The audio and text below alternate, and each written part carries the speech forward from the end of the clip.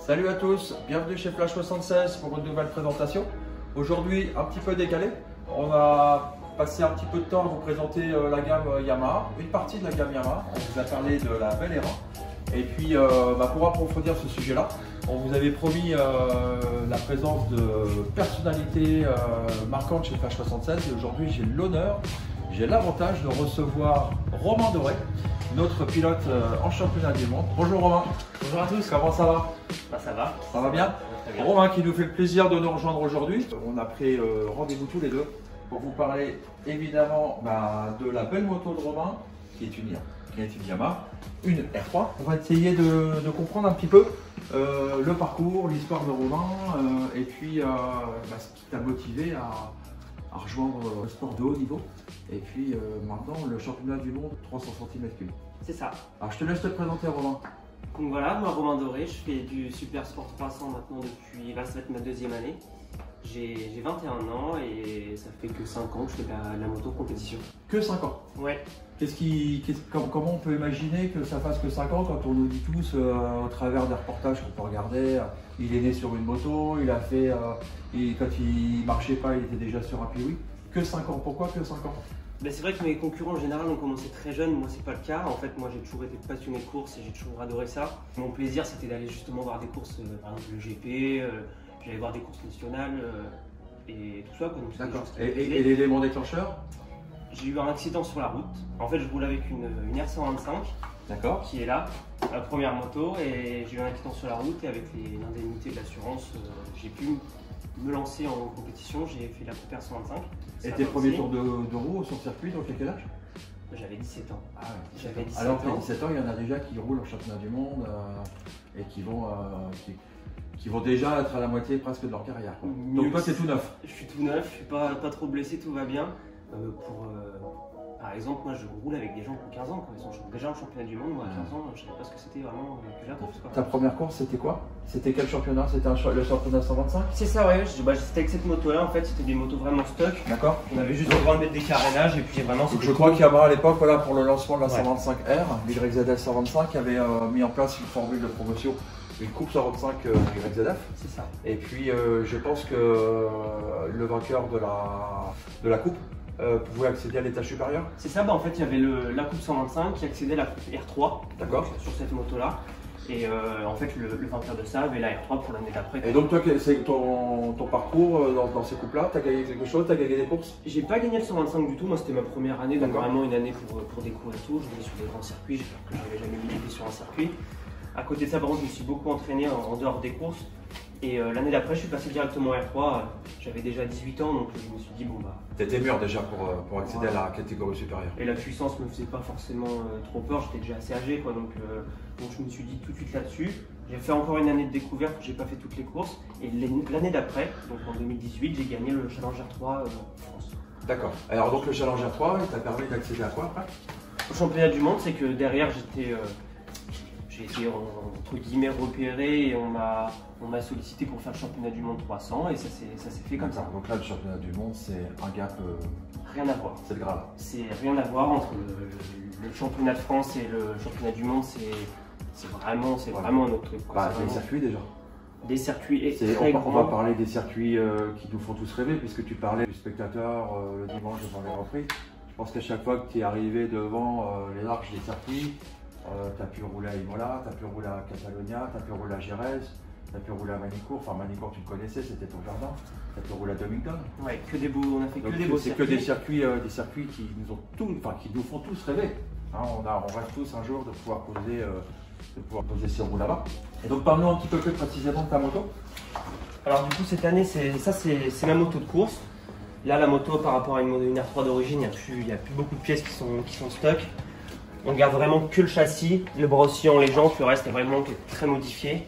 Le moteur est préparé, on a des pièces GYTR à l'intérieur. Est-ce qu'on peut parler de prototype comme en MotoGP pour ceux qui ne connaissent pas? Est-ce qu'on peut parler d'un prototype comme en MotoGP ou c'est une moto de série avec des pièces spécifiques? C'est quand même une moto de série, la base c'est une moto de série. Je pense qu'on ne peut pas partir, sinon ça ferait on serait sur des budgets colossaux. Voilà. Donc ce qui peut être rassurant quand même pour ceux qui espèrent un jour accéder à ces catégories-là, c'est que la base est commune. La base est commune, tout le monde a la même, il n'y a pas de pièces de développement pour Yamaha pour les meilleures équipes et des choses comme ça. Vraiment tout le monde a la même moto. Alors le moteur à l'origine il fait combien de chevaux sur la fois? Il fait une quarantaine. Et là on arrive à 55, 60 pour les meilleures équipes. Donc il y a quand même un gros travail qui est fait sur la préparation du moteur. Yamaha ont vraiment développé un kit qui est très performant avec des arbres à cam, des pistons. Donc là on va parler de toute la partie G-Rectaire. C'est ça, Hein, ça c'est G-Rectaire. G-Rectaire c'est toute la partie racing que Yamaha va proposer sur catalogue. Accessible même au grand public, accessible à tous. Des pièces vraiment spécifiques, par contre de la pièce racing, on va parler d'arbre à cam, on va parler de pièces très techniques qui vont permettre de proposer un kit racing finalement pour affronter la piste.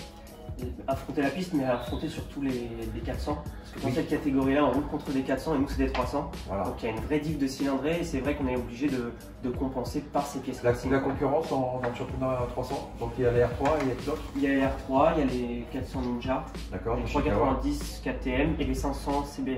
Donc ça fait vraiment des difficultés. D'accord, donc en fait la Yamaha c'est la cylindrée la plus petite. C'est la plus petite. On a un petit peu de retard au niveau moteur, mais Yamaha ont vraiment compensé la chose.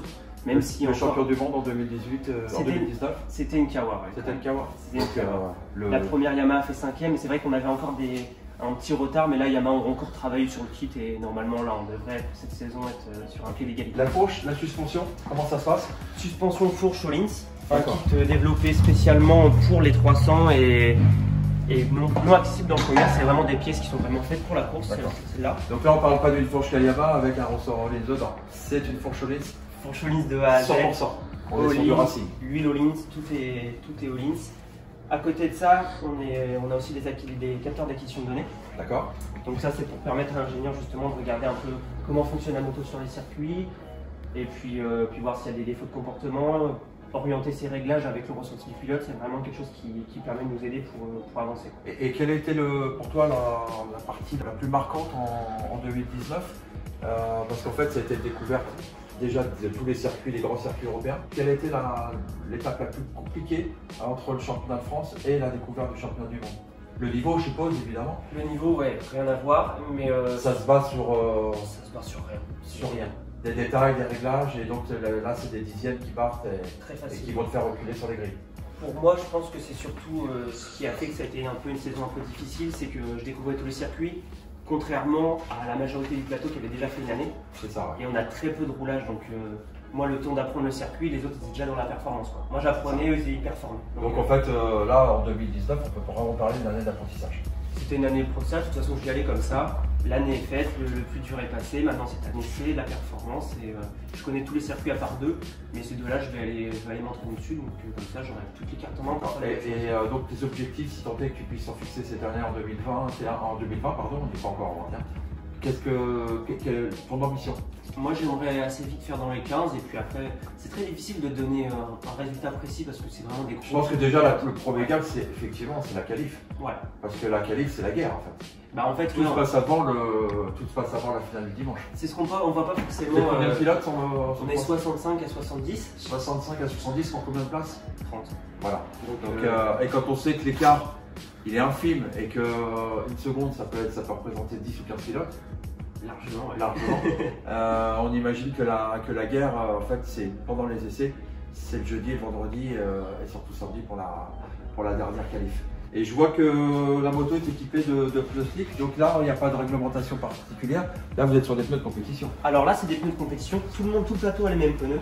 Ça, c'est d'ailleurs une nouveauté de cette année. L'année dernière, on roulait avec des pneus rainurés, Pirelli. Voilà. Et là, on passe sur du slick. Là, donc c'est un vrai changement. C'est un gros changement. Honnêtement, moi, pour avoir essayé les deux en début de saison avec nos tests hivernaux, j'ai pas vraiment ressenti de grosses différences. D'accord. Juste en usure, ils s'usent beaucoup moins. D'accord. Ouais. Ok. Qui te file un peu de main cette année, tes partenaires? Et bien cette année, j'ai eu beaucoup de soutien. Parce que je pense que tu as monté ton team. Hein, c'est ça. Voilà. J'ai montré ma propre équipe. Ça, c'est important parce que l'année dernière, tu étais pilote dans une structure. Ouais. Tu as pris la décision, tu t'es dit que la meilleure façon finalement de passer ces gaps, c'était de monter ta propre structure. Pour résumer un peu la chose, c'est que j'ai roulé dans une équipe Yamaha l'année dernière et que j'avais pas forcément le budget pour refaire une année. Donc il fallait que je trouve d'autres solutions et il fallait que je me différencie en fait des autres pilotes. Donc je me suis dit, j'ai fait un peu le tour de ce que je pouvais faire et c'est vrai que créer sa structure était la meilleure chose pour moi. Ça me permettait d'aller chercher les sponsors plus facilement, à leur proposer beaucoup plus de choses. Parce qu'il faut savoir quand on va dans une équipe, Ils me disent bon bah vous avez cette place là pour mettre votre partenaire. Que là au moins bah, je fais ce que je veux, c'est ma moto. Voilà, c'est ça. Je dois rien à personne, C'est toi qui distribue. je fais tout ce que je veux. Donc je vois que tu as des beaux sponsors, elle vient décorer la moto. Là j'ai des beaux sponsors, déjà Flash 76, Voilà, le meilleur. partenaire de qualité, Voilà. la Fédération Française de Moto, Ouais, le circuit Carole, qui me permet de rouler toute l'année sur ce beau circuit. d'accord. Le Par circuit Europe. Carole qui, si je ne m'abuse, maintenant appartient À la Fédé, oui. C'est un circuit voilà, reconnu par la Fédé et Exactement. surtout qui appartient à la Fédé. Il appartient à la Fédé. Voilà, et je crois que le partenaire principal, c'est Yamaha. C'est Yamaha. Si je ne m'abuse, la tour de contrôle, elle est bien décorée de bleu. Elle est toute bleue. Exactement. Ensuite, Donc comme autre partenaire, j'ai SO, qui m'aide beaucoup. Yuasa. H2S, une école de pilotage Yamaha. d'accord. S2 Concept. On revient sur Flash 76. Bah, c'est Après, déjà pas mal, hein. C'est déjà bien. C'est Hein. déjà pas mal. Après, j'ai beaucoup d'autres partenaires qui m'aident dans ce projet-là à leur échelle et Voilà. je les remercie également. Et généralement, les petits partenaires, c'est l'accumulation de petits qui font des gros. Hein. Exactement. Une saison au championnat du monde pour Robin, c'est combien? Pour faire rouler un pilote, c'est 60 000 € environ. Voilà, 60 000 € pour faire une saison au championnat du monde. Quand je dis 60 000 €, c'est vraiment pour être large. Voilà, donc tu as géré ton budget pièce, tu as géré Voilà. tout ce qui.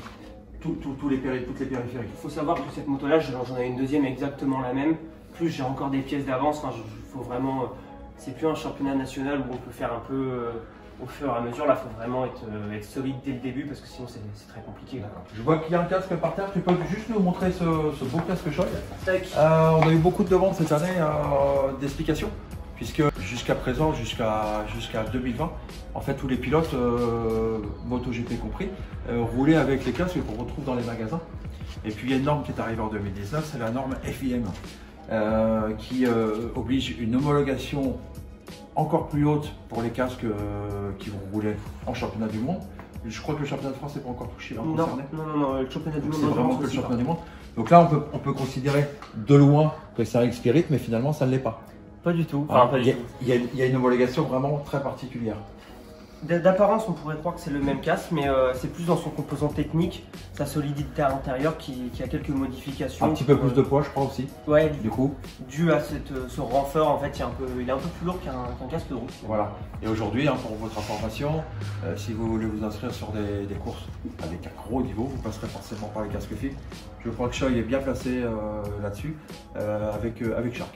Et d'ailleurs, pour la petite anecdote, on a vu beaucoup de pilotes l'année dernière en championnat du monde en MotoGP rouler avec des marques, des casques qui n'avaient pas les marques qui correspondaient. Oui. Je pense à un pilote italien sur une belle moto rouge qui roulait avec un casque qui n'était pas badgé Choi mais qui était Choi.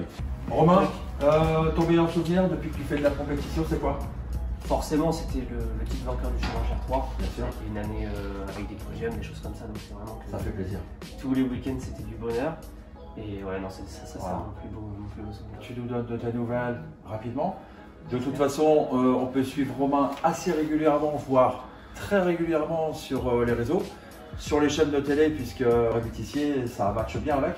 Exactement, ouais, Ah, ça se passe bien avec Rémi. Et c'est un vrai plaisir, puisque moi j'ai eu la chance de me lever tôt pour Philippe Island et de constater que Romain Doré était aussi au micro à commenter la manche de Superbike avec Rémi Tissier. Donc c'est une belle couverture supplémentaire.